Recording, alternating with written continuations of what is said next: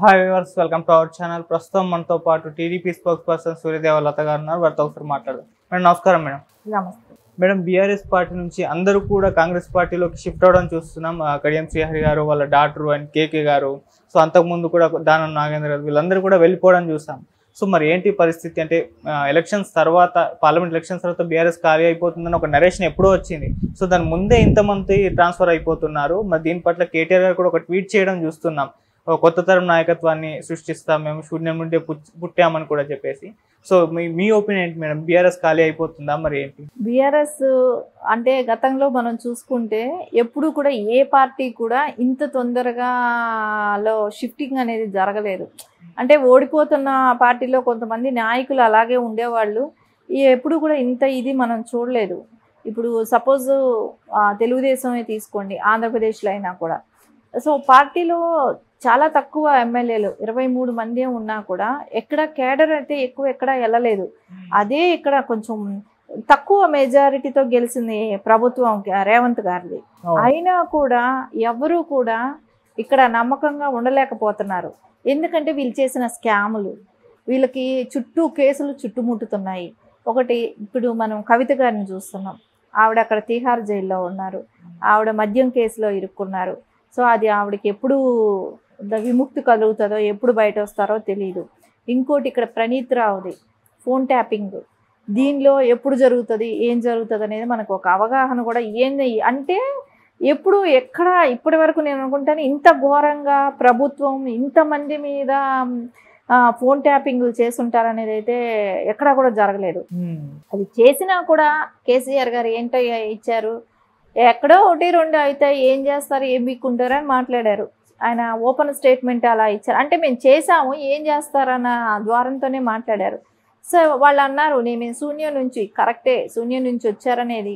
కానీ అప్పుడు పరిస్థితులు వేరు, ఇప్పుడు పరిస్థితులు వేరు. అప్పుడు ఏంటంటే తెలంగాణ రాష్ట్రం కావాలనే ఒక ధ్యేయంతో ఉన్న టైం కాబట్టి, తెలంగాణ అంటూ ఒక రాష్ట్రం ఏర్పడాలి, వాళ్ళ ఎవరైనా తెలంగాణ ప్రజలందరూ కోరుకున్న విషయం ఏంటంటే మా రాష్ట్రం మాకు ఉండాలనే కోరుకున్న విషయం.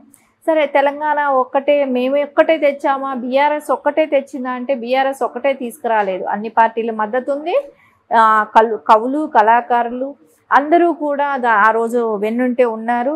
లెక్చరర్స్ కానీ, ప్రొఫెసర్స్ కానివ్వండి, కోదండరామ్ గారు లాంటి వాళ్ళు, ఇలాంటి వాళ్ళు అందరి మద్దతుతో ఆ రోజు అందరితో ఉన్నట్టు యాక్ట్ చేస్తూ, ఆ స్టూడెంట్స్ ఉద్యమమే కానివ్వండి, ఇలా ప్రతి రంగంలోకి చెందిన వాళ్ళు అందరూ కూడా కోరుకున్నారు తెలంగాణ కావాలనుకోవటం అనేది. అది సిద్ధించింది, అది సాధించారు కూడా. సాధించిన తర్వాత ఎవరైతే సీఎంగా ఉంటే బాగుంటుంది అని అన్నప్పుడు కేసీఆర్ గారు ఏం చెప్పారంటే, నేను ఒక దళితుడిని సీఎంని చేస్తా అని ఆయన చెప్పటం, బహిరంగంగా చెప్పటం జరిగింది. నాకు సీఎం పదవి వద్దు, నేను ఒక దళితుడిని సీఎంని చేస్తా అని అన్నారు. సరే, మంచి మెజారిటీ వచ్చింది, గెలిచారు. గెలిచిన తర్వాత తెలుగుదేశం పార్టీ అనేదే ఉండకూడదు తెలంగాణలో అనే విధంగా ఉంటే, ఇక్కడ గెలిచిన ఒక 16 మంది ఎమ్మెల్యేలని మొత్తం తీసుకోవటమే కానివ్వండి, తర్వాత నెక్స్ట్ ఎలక్షన్లో మళ్ళా గెలిచిన 2 ఎమ్మెల్యేలని వాళ్ళని తీసుకోవటమే కానివ్వండి, ఈ రాష్ట్ర అధ్యక్షులుగా పనిచేసిన 2 రాష్ట్ర అధ్యక్షుల్ని వాళ్ళని కూడా ఈ పార్టీ నుంచి వాళ్ళని తీసుకొని వాళ్ళకి అక్కడ ఆశలు ప్రలోభాలు పెట్టి ఒకళ్ళకి ఎమ్మెల్సీ, ఇప్పుడు ఒకళ్ళు ఎంపీగా పోటీ చేయటమే కానివ్వండి, ఇవన్నీ కూడా మనం చూస్తూ ఉంటే తెలుగుదేశం అనేది తెలంగాణలో ఉండకూడదు అనేది ఆయన చేసిన పని. ఇవన్నీ చూస్తుంటే మనకు ఒకటే అనిపిస్తుంది కదా, చెడపకరా చెడేవ్ అనేది ఒకటి ఉంటుంది కదా, మనం ఏం చేస్తామో అది మనకు తిరిగి వస్తుంది అనేది. ఆ తెలుగుదేశం పార్టీని ఎలాగైతే ఉంచకూడదు, ఉండకూడదు అని నువ్వు ఏదైతే చేసావో, ఈరోజు అదే విధంగా నీ పార్టీలో ఉన్న నాయకులే కానివ్వండి, క్యాడరే కానివ్వండి, ఎవరు కూడా నీ మీద భరోసా లేదు. కానీ తెలుగుదేశం పార్టీలో ఉన్న ఏ నాయకుడి మీద కూడా మచ్చలేదు, ఎవరూ కూడా ఎక్కడ కరప్ట్ చేయలేదు, ఎవరూ కూడా ఇట్లాంటివి కరప్షన్ సంబంధించిన కేసుల్లో కానివ్వండి ఎక్కడ వాళ్ళు ఫేస్ చేయట్లేదు. ఒక బీఆర్ఎస్ అధ్యక్షుడు, ఆ పార్టీకి సంబంధించిన కుటుంబం మొత్తం వాళ్ళందరూ కలిసి, ఇప్పుడు కవిత గారే కానివ్వండి, కేటీఆర్ గారే కానివ్వండి, రేపు హరీష్ రావు గారే కానివ్వండి, కేసీఆర్ గారు, వీళ్ళందరూ కూడా ఎదుర్కోవాల్సిన అవకాశాలు స్పష్టంగా మనకు కనపడుతున్నాయి, కళ్ళ ముందు కనపడుతున్నాయి. ఈ ధరణి అనేది రేపు ఎలక్షన్ తర్వాత మళ్ళీ అది రీఓపెన్ అవుతుంది. అప్పుడు దాని గురించి ఇది కాళేశ్వరం కూడా దాని గురించి ఇప్పుడు దానిలో జరిగిన స్కామ్లన్నీ ఎలక్షన్ తర్వాత అవి బయట వస్తాయి. ఇప్పుడు ప్రణీత్ రావుది జరుగుతుంది, దీనిలో ఎవరు చేశారు ఏం చేశారు అనేది ఇది కూడా బయట వస్తుంది. ఇవన్నీ తెలిసినప్పుడు ఈ పార్టీలో ఉంటే మనకు మనుగడ కష్టం, మనం ఎదగటానికి అవకాశం లేదు, ఇక ఈ పార్టీ ఉండదు, ఇది భూస్థాపితమే అనే ఉద్దేశంతో ఓడిపోయిన 4 నెలలు కూడా అవ్వలేదు, పార్టీలో ఎవరు కూడా మిగలట్లేదు. అందరికీ కూడా వాళ్ళకి మన రాజకీయ భవిష్యత్తు శూన్యం అయిపోతుంది ఇక్కడ ఉంటే అనే ఉద్దేశంతో వాళ్ళు పార్టీలు మారటానికే కానివ్వండి, వాళ్ళు అవకాశాలు తీసుకుంటున్నారు, వెళ్ళిపోతున్నారు, అవతల ఆపర్చునిటీస్ వస్తున్నాయి. వాళ్ళు ఇప్పుడు అధికారంలో ఏ పార్టీ ఉందా, సెంట్రల్లో ఉంటే సెంట్రల్దే తీసుకుంటున్నారు, నేషనల్ ఈ స్టేట్లో ఉంటే స్టేట్లో ఉన్న పార్టీ మీదైనా వాళ్ళకి దానిలోకైనా వెళ్ళటానికి స్థిరంగా వాళ్ళు తయారైపోయారు. వాళ్ళకి ఆప్షన్ ఇంకా లేదు, ఇప్పుడు ఈ 2 పార్టీలకే వెళ్ళాల్సిన అవకాశం ఉంది. కాబట్టి ఇప్పుడు శ్రీహరి గారు తీసుకుందాం, ఆయన తెలుగుదేశంలో ఉండేవాళ్ళు, ఆయన్ని తీసుకున్నారు, సో వాళ్ళని పక్కన పెట్టుకున్నారు, వాళ్ళకి అన్నీ ఇచ్చారు చేశారు. వాళ్ళకి అవకాశం కోసం వచ్చిన వాళ్ళు అవకాశం నువ్వు ఎలా ప్రలోభ పెట్టి నువ్వు తీసుకొచ్చావు, అంతేకాని నీ మీద ఒక నమ్మకంతోనో భరోసాతోనో వచ్చినట్టు వాళ్ళు కనపడలేదు.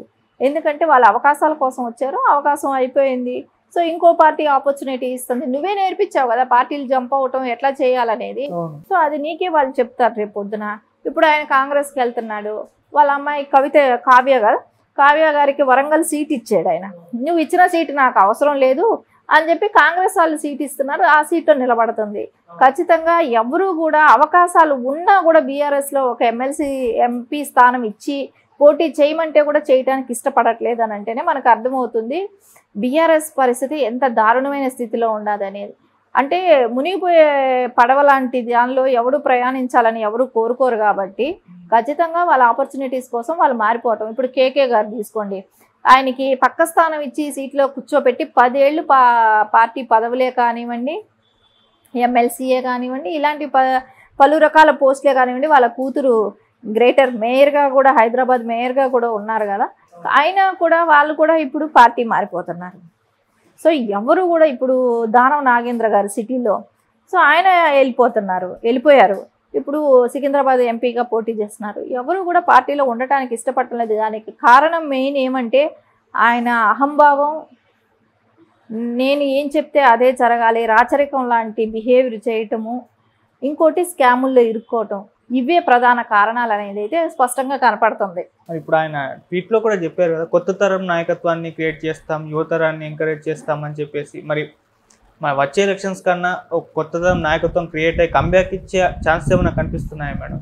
ఖచ్చితంగా యువత కూడా అంటే ఒక టైంలో ఒకలాగా ఆలోచించారు, ఇప్పుడు యువత కూడా కరప్ట్ కానాళ్ళు ఎవరనేది ఆలోచిస్తారు. కాబట్టి సో ఈ మీ మీద ఉన్న నిందలు ఏదైతే మీరు క్లియర్ చేసుకున్న తర్వాత మీరు యువతనైనా టచ్ చేయగలుగుతారు. ఎందుకంటే యువత కూడా అవకాశాల కోసం అయితే ఎదురు చూడరు కదా, వాళ్ళు ఫ్రెష్గా రావాలనుకున్నప్పుడు ఒక మంచి నాయకుడి దగ్గర మనం వెళ్తే ఆయన దగ్గర మనకు అవకాశాలను తీసుకుంటూ మనం సొసైటీకి మంచి చేయాలనే ఒక ఆలోచనతో ఒక యువత ముందుకు వస్తుంది.